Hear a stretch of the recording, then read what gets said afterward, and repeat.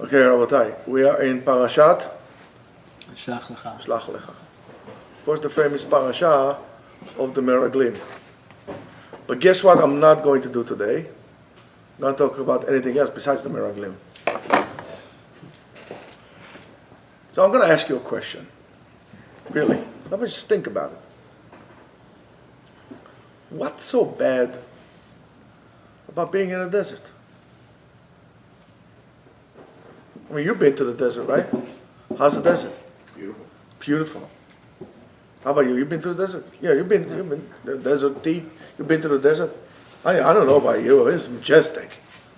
I remember before the Israelis gave Sinai to the Egyptians, I used to go to Sinai, and I knew I was going to give him back. So I used to take special vacations from the Air Force, since we were stationed in Sinai. I used to go down to the area of, along the coast where Neviot or Dizahav were. And originally, before the peace treaty, I had a plan. I said, I want to go to a moshav in the desert. I wanted to go to Dizahav. I was in love with that. The desert is amazing. It's just amazing. So really, what's so bad about it? What's so bad about going to the desert? A little different from other sins that Bnei Israel did in the desert. This chet of the Meraglim is a little different. I mean, most of the time, and today also we spoke about the riffraffs, the asafsuf. Usually it doesn't start from, it's just, the sin starts as a small ripple from those people on the edge of society. This was different. This was completely different. Here we're talking about the spiritual elite of Am Yisrael. Talking about the best of the best. The Nesiim, those who were appointed to be the ones to lead the people, every tribe. There were the top political figures of the time of Am Yisrael. But this is just not riffraffs. Talking about. So the Torah tells us that, and emphasizes that the spies that were sent, and it says, Kulam Anashim, they're all men. When it says Ish, means a reference to somebody who is important. Kulam Anashim, first of all, they're all important people. Not only they were important people, Rashei Bnei Israel, they were the leaders of our nation. And by doing so, it actually makes the questions even more intense and stronger. And maybe the most difficult question to be asked regarding this particular event that happened there: how is it possible that people of that stature, that magnitude, the leaders, call them righteous people, important people, whatever you want, these are the ones who made the sin in regards to the land of Israel, that kind of said, made that ma'us, it's like, kind of repulsed by it. And I'm just going to tell you something. I do believe that poison that happened then, to a certain extent, still exists with us today. If you would leave, for example, the whole concept of the political state of Israel, leave that entity to the side, but to go to our land, it still exists today. How many people who spend a whole lifetime outside of Israel, they never set a foot there? I knew a guy who was 68 years old, who was Niftar, who was 68 years old, never set a foot in Israel. And I'm going to tell you, there are great leaders, supposedly, who didn't set a foot in Israel. You ask me why? They might give you 100 different million excuses. And I'm going to tell you, it's that poison that came from the time of the Meraglim. How is it possible? How is this possible? And if not only that, but the actual chet itself, that sin itself, that fear to enter the land, the land of Israel, is really not clear, and it's not really understood. I'm telling you, I don't understand that. I don't understand that. I mean, because we're talking about the generation of people who came out of Mitzrayim. Now, they were used to miracles as much as we are used to new regulations from the government. Okay? I mean, there were miracles left and right every single day. I mean, not just miracles that somebody... everybody saw this. How is it possible? A generation that saw these miracles and all, tremendous, it's very difficult, at least for me, to believe that there was some kind of a doubt in regards to God's ability, HaKadosh Baruch Hu's ability to keep them, to guard them, and to maintain them after they enter the land. It's just, I don't know, it doesn't make sense. It's like a person that will have, $1 billion accessible to him in his bank account, and he's collecting interest by the truckload, and he's concerned he's going to be staying penniless, even though he doesn't spend a penny. What is this guy? You're going to say, a person like this is a retard. Yes, I'm not politically correct. I don't give up whatever. And so those questions, and of course other questions as well, might come to make you realize that this is not something, a regular chet, a regular sin, in which they talk about and they teach you about in kindergarten. All these little midrashim that you guys read and so on and so forth. There's something different here. There is a certain fundamental worldview or perspective that they all shared, and that what really made them want to stay in the desert. Because they said, we better off die here. Then, they weren't so old than to go there. So they were willing to stay in the desert. There's something in their perception that I do believe that we're missing. And of course the question is, what was it? So is that okay? Or you want to continue or you want to stop? Okay. So what was it? The Meraglim wanted... Okay, before we go to the Meraglim, let me ask you guys who went to the desert. When you go to the desert, or when you are in the desert, and there's no reception, thank God, where you're at, and the sun is about to go below the horizon, what happens there? What do you feel there? Zalman, what do you feel? Bliss. Bliss. It's a good answer. What do you feel there? Tremendous calm. Tremendous calm. You ever been to the desert? Oh, you've been from Florida, so. I've ever been to the desert, darling? So plastic. Hey. Listen, Josh, you been to the desert ever? No. Sadly, no. Unless you consider. How about you, Idan? You been to the desert? Arizona, the desert? Yes. So yeah, it feels like worry-free. Worry-free. You been to the desert, Junior? No? Fram, you been to the desert? Yes. What do you feel there? Peace. Peace. How about you? Yeah, safe. So let me ask you a question. If everything is arranged, what is there to worry about? The tent is there. The wife, kids. Exactly. Fire is on. There's quiet. There's shalva. Peace and quiet. There's peace and quiet. They wanted to continue that. The Meraglim wanted to continue. They wanted to continue this really great conditions that they had in the desert. Hey, you don't have to worry about food is coming for you from the sky, right? You don't have to worry about new clothes. Amazon will go bankrupt in the desert, if Am Yisrael was there. The clothes didn't wear, the shoes still stay the same. Everything is a miracle. Quiet, right?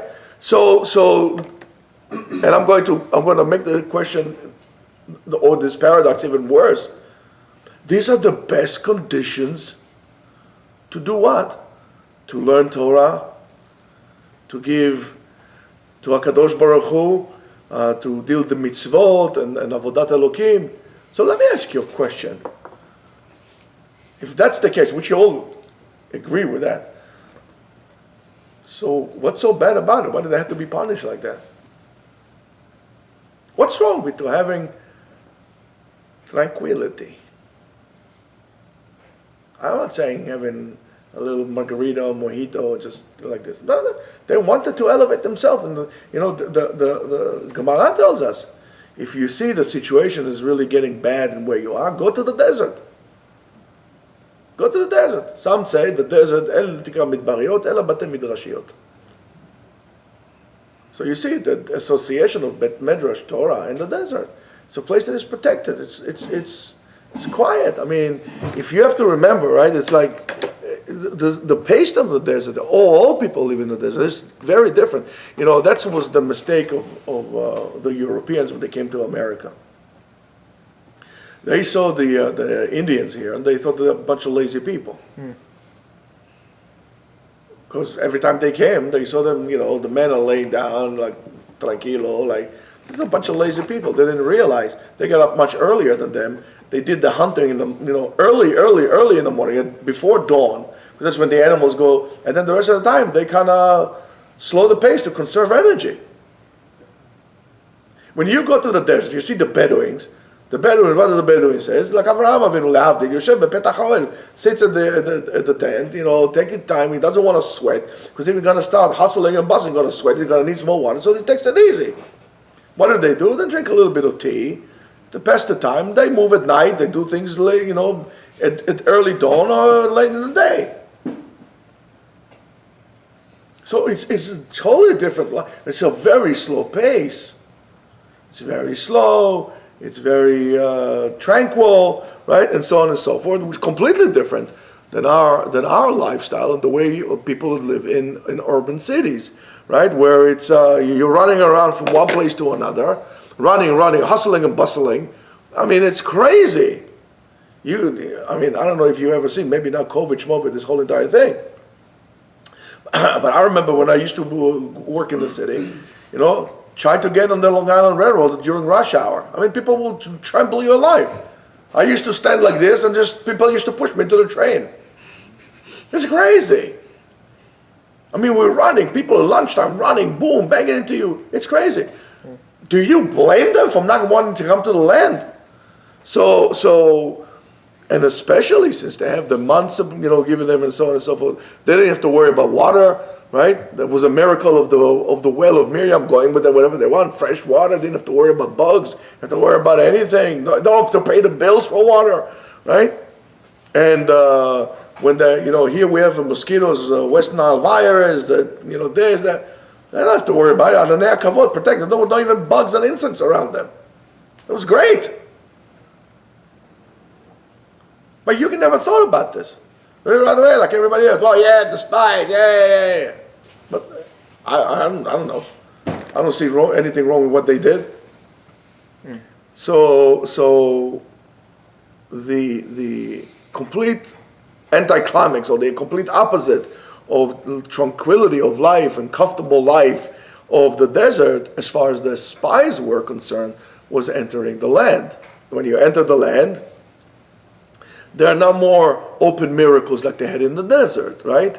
Man is not coming down from heavens. You have to plant your wheat, right? You have to do all these things. There's no anane kavod, and you have to invest a lot of time and a lot of effort, right, just to make parnasa and to guard yourself from enemies.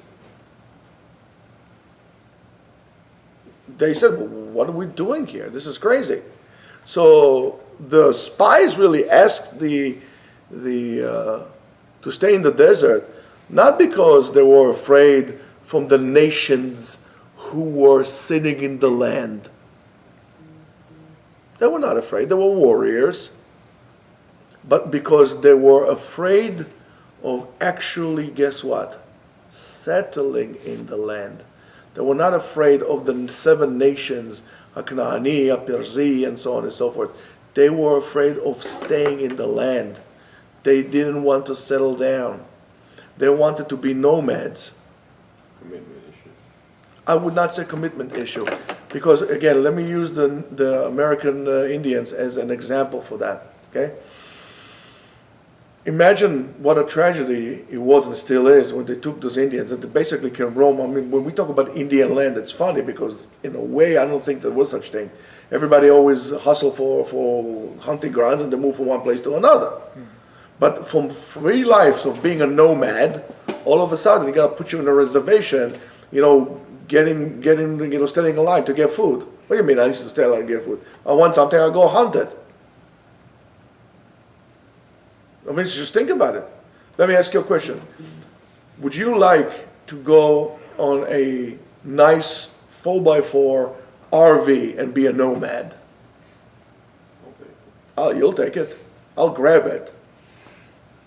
So, do you understand? All of a sudden, it's like, it's not a commitment issue. It's freedom. Basically, what you're telling me, when I'm a nomad, I can go whatever I want. I'm free. That's the expression of freedom. Go whatever I want, do whatever I want, whatever time I want. That's freedom. Now I've got to stay in the land. Well, you can't do this anymore. Why? I want to go over there. No, you can't. You have to plow now. You have to plant now. You have to harvest now. You have to get the water. I have to settle. I don't want to settle down. I want to hunt buffalo. I don't want to grow wheat. Do you understand?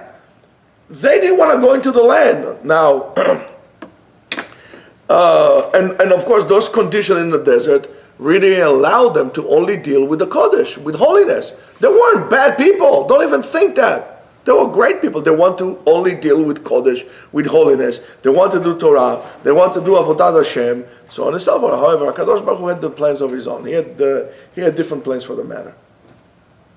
Sushi coming? Yeah. Right? HaKadosh Baruch Hu seems something that is very bizarre. HaKadosh Baruch Hu says, in a way, complete opposite of what I'm telling you to do. HaKadosh Baruch Hu says, no.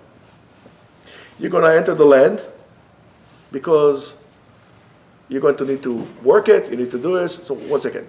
They want to sit and learn Torah. They want to make that all day long. And you telling them, leave the yeshiva and go to work? I said, I don't understand this. But that's where the Meraglim were wrong. Because HaKadosh Baruch Hu saw the duty of Am Yisrael completely different than what they saw it.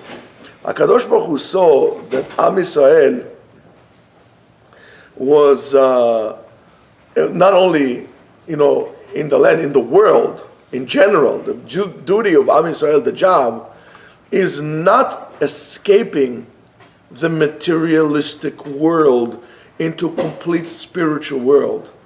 But on the other hand, HaKadosh Baruch Hu saw the invigorating of the materialistic world by the spiritual world. HaKadosh Baruch Hu wanted Bnei Israel to take the matter, elevate it, sanctify it, the raw, the brute, the unrefined, to actually refine it and to bring it up. For that, you need a land. That you cannot do in the desert because you have nothing. That you need a land, that you need a state, a country, or organization that would be able to do that. You need people to live in that land in the most natural way that they could live, of course.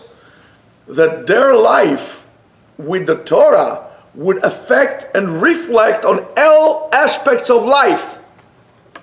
Now, some people that don't want to go to Israel, to the state of Israel, to live there, is because they're saying, listen, I am not going to be able to reflect Torah on all aspects of my life, because there is the laws, the secular laws of the country. So I'll better off sit down and learn Torah, that I hear. But you have to understand that ultimately we're missing this point. That's what we should be doing. And that's what HaKadosh Baruch Hu wanted us to do.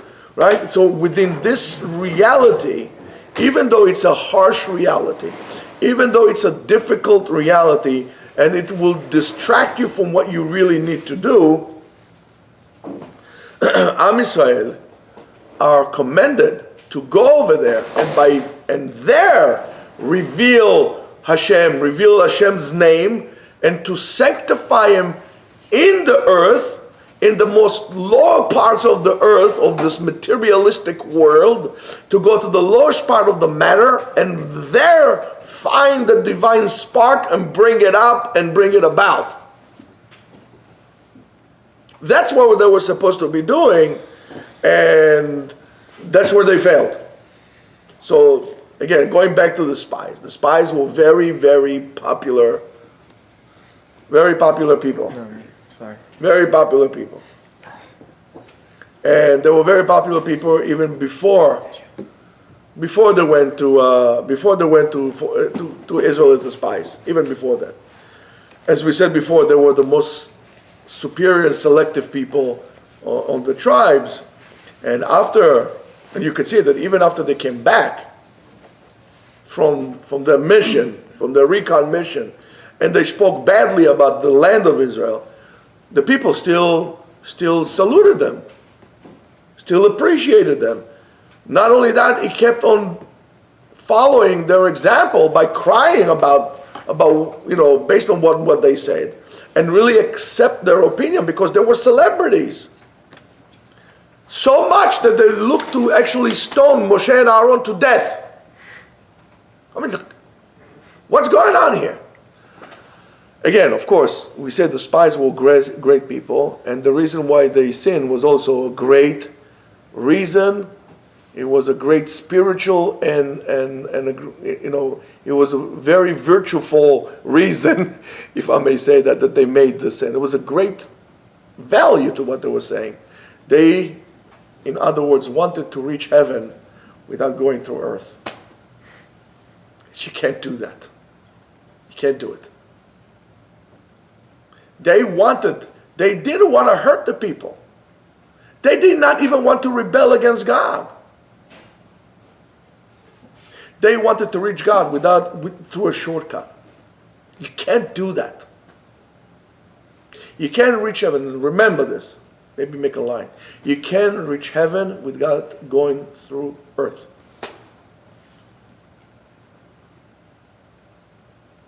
And that's exactly against what God said, to actually inherit the land and to do all these things that He said to us to do. And you see those mitzvot, and the Mishnah says the same thing, that the Kedusha of Eretz Israel is not just automatic. Okay, Eretz Israel is holy. Yes, Eretz Israel is holy than all other countries. And the Mishnah says, why is it so holy? Because we do mitzvot that are associated with the land, Tumot, Masrot, and so on and so forth. So through our action, the land sanctifies. The land itself is not holy. The land is dirt. But the land becomes holy because what we do with it, and so forth, anything else. So against those popular celebrity kind of leaders, we have two others that were the anti-climax for that, the antidote for that. They were different. They were Caleb and Yoshua. Wow, you know everything. Now Caleb and Yoshua took the most, and of course next to them was Moshe and Aaron, of course took the most unpopular side that it could be until today, and that's the side of the truth. And I'm going to tell you what I told you in the morning. Another pearl of wisdom. If you want to have harmony, you have to have peace. Peace brings harmony. Truth, you're right, truth. Truth brings harmony. So you can be harmonious or have harmony in your life without taking the side of the truth. And the truth, there's only one truth. There's no, half a lie or half truth. It's black and white. Is it the truth or is it not the truth? Anything that is not the truth is a lie.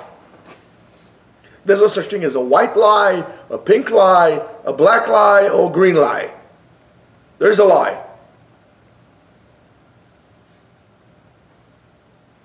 Caleb and Yoshua took the side of the Emet. And you say it's not popular. I told you this many, many times. One of my favorite stories of all time is the emperor's new clothes.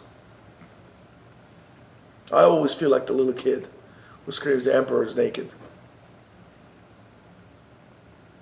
If you don't know about the story, well, I would suggest to you to actually read it. The side of the truth that they take, even though the people are yelling and screaming, and the spies the spies from the very beginning did not want to go to the good way. Because it says, Amar Rabbi Chia bar Abba. Rabbi Chia bar Abba said, לא נתכוונו מרגלים, אלא לבושתה של ארץ ישראל. Want to embarrass from the beginning, Eretz Israel, they already went predetermined. Their recon mission failed before it started because they were supposed to report and they came in with an agenda. They were bad recon unit. Right, Sam? So it says, and Moshe Rabbeinu knew that. And that's what Moshe Rabbeinu says, Vayikra Moshe leHoshea bin Nun Yehoshua. He gave him the extra hand, extra yud, and Moshe Rabbeinu prays of him, and he says, Ya Yoshiacha me'etzat meraglim. Hashem, God, Yah, okay, the Yud K, they will save you from what they are, from the meraglim plot, or what they wanted to do. However, on the other side of Yeshua, that got a bracha from Moshe, I mean, that's not something that he takes so lightly. We have Kalev. Kalev what? Ben Yefuneh. Ben Yefuneh. Kalev went by his own power, we said the Midrash tells us, to pray at the grave sites of our forefathers, Avraham, Yitzchak, and Yaakov. As the Gemara says in Sotah, Amar Rava melamed shepiresh Kalev me'atzat meraglim. He stayed away from the rowdy bunch, and ve'alach ve'nishtatach al kivrei avot. He went to Hebron, another Jewish settlement that was given away. I don't know for what. And he says lahem, and he said to them, Avotai, my forefathers, bakshu alay rachamim, please speak on my behalf. She'anatzel me'atzat meraglim. They all be saved from that bunch of people, and from the spies, and I'll be able to make it. So the Tosfot made a remark regarding Kalev's, plea, and it says, "Ve'im tomar," and if you would say, "Ve'amar b'masechet brachot," it says in Masechet Brachot, "The meiti lo yadi midi." The dead people are not really concerned, right? Umashma b'maskana va'afilu avot ha'olam, even our forefathers.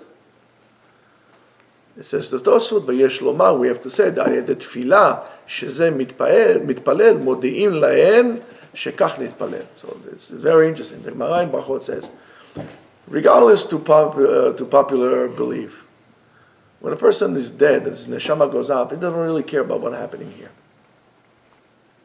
All this Boba Mises, that comes from other things. They don't care. They are in Olam HaEmet. They don't have nothing to do with us here. So, of course, Tosfot says, but even the forefathers, Tosfot says, yes, even them.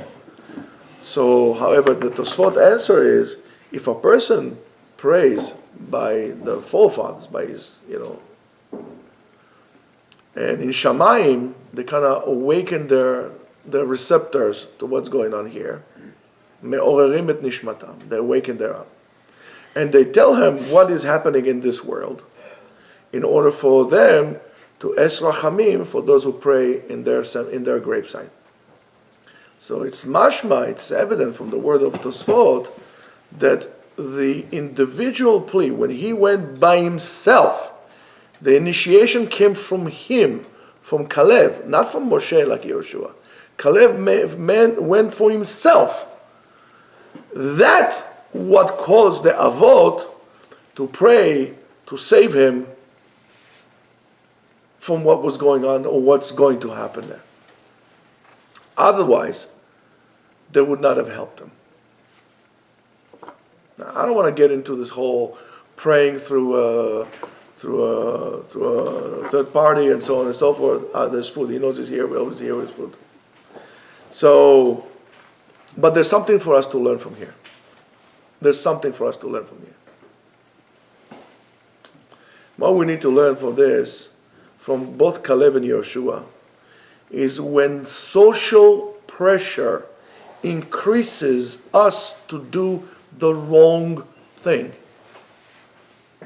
Society, whatever, forces us to what we know that halachically and according to the Torah is wrong to do.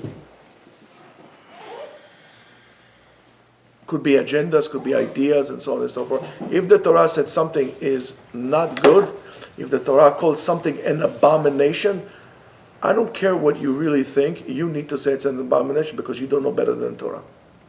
The Torah was here before you were born, before you were created, before the universe was created. We're not talking about here your feelings. This is not a psychological, if you want psychological sessions, wait for Mr. Z to get his degree, and then go over there. He's going to charge you $450 for 30 minutes, give the Yeshiva 10%, and we all go to Zagazun, we all go. Until then, be normal, please. So thank you for the, all right. So when societal pressure tells you to do the wrong thing, you need to do something. So Yeshua gets the power initiated by someone else. Caleb gets it by himself. So when there is a negative pressure, we need to be able to hold those two qualities, to have to find these two abilities, the two-pronged attack on negative social pressure. And one way to find people that could be to us role models of good character and virtues, spiritual leaders that could help you guard yourself as good people, as devoted Jews who try to sanctify themselves. You can't do it without somebody on the outside. However, you also need to direct your prayer yourself, to initiate your internal motivation by doing good things, by connecting, findings within yourself, knowing, again, as I said to you before, and I really like this so much, is don't ask yourself, can I do it or cannot do it? Ask yourself, should I do it or should not do it? Ask yourself questions of values and virtues. Don't ask yourself questions of abilities and nonsense. Measure things is this the right thing to do? And of course, wearing the glasses of Torah. Looking at the world from the Torah point of view. And I know, for example, people, like our supporters, throughout the years, and it's not just one time, throughout the years. We have George, we have Mark, we have Mike, we have Ari, we have Karen, we had Shlomo for many years. People like that. The whole entire world tells you, don't give your money up. Save the money for yourself. Go have fun. Bad things are coming. Those people never stop supporting the yeshiva. They found it within themselves, and they get encouraged by themselves. In other words, the motion has to be allow yourself to help yourself and allow others to help you. Measure the direction that you're going based on the values of the Torah. Don't fall to negative pressure that comes from society that most of the time is generated either by riffraffs, and then you carry it away like everybody else, like a tsunami wave, or by some person who is a professor in downtown Berkeley that says something and you look a dummy because he said it, go after him, or some movie star or some reality show host, or whoever that is. This is how you need to do it. Otherwise, you're not. You're going to get carried away. Peer pressure is much greater. Social pressure is much greater for anyone to handle. Listen, look what happened. But can you deal with this? Yes. Can you overcome it? Yes. How? Like that. Find yourself good friends that share the same values that you have. Find yourself leaders that would challenge you to go, to become better, that would guide you, that would tell you, no, listen, you're doing the wrong thing. Accept what they tell you. Influence others. Show them an example. Otherwise, you're all carried away. Avodat Hashem has to be reflected in all aspects of your life. Don't tell me, listen, I cannot make it unless I'm going to cheat in business. So I'm saying to you, if that's your attitude, don't do business. Go work, go become a public, but it's, I mean, to that matter, any job that you do, you'll cheat. That's not what you should be doing. If you are Talmid Chacham or you're Ben Torah, let this light shine on everybody around you. Make sure that you're Ben Torah in all aspects of your life. Yes, including going to the subway, including driving, including everything you do. Sanctify the Chomer. Elevate materialism into a high level of holiness. What do you think? God needs our pennies. When we were in Beit HaMikdash, we give this penny, you know. It's not. It teaches us to give. Why tzedakah is such a thing? It teaches you to give. You find this in yourself to give, to feel the pain of other people. Put yourself in their shoes. Whoever it is. Don't go by dogmas that somebody says. Just because of that. Judge people in favor. Do you have any values of your life in your life? Something that you know that's. Do you have any red lights? Or not red lights. The thing can tell me district. But do you have any red lines in your life that you said, I'm not crossing this thing? Or you keep on pushing the line. It reminds me always in Israel, in the Kinneret. Kinneret is the main body of fresh water in Israel. They take it from other places, but that's it. So in the Kinneret, they pump a lot of water in it, and they actually bring it to the Negev. So once the Kinneret goes below a certain level, there is a state, like for example in Lake Mead, becoming like a dead pool soon. Because below a certain level of water, there's no oxygen and it simply dies, everything dies. So every time they kept on lowering it more. Then they had a red line. Then they moved the red line further until they reached a certain point. They said, okay, well, there's a red line, but there's the black line. And then they reduced the black line, especially after they have to give water to Jordan. But you have to give water to Jordan. Let them die of thirst. What do I care? So they keep on moving the bar lower and lower and lower. Lower your bar when it comes of accepting people. Accept people into your life. But lift the bar in terms of your standards of your actions. Yeshua and Caleb, they shared two different types of holiness. They were holy. One was a passive holiness, and the other was active holiness. We need to have both of them in order to make it. So Rabotai, a lot of work to do, a lot of thinking to do, which I hope you will. And if you have any questions, you can reach us at rabbigaon@gmail.com and any other, social media and so on and so forth. Feel free to contact us and have a blessed and holy week.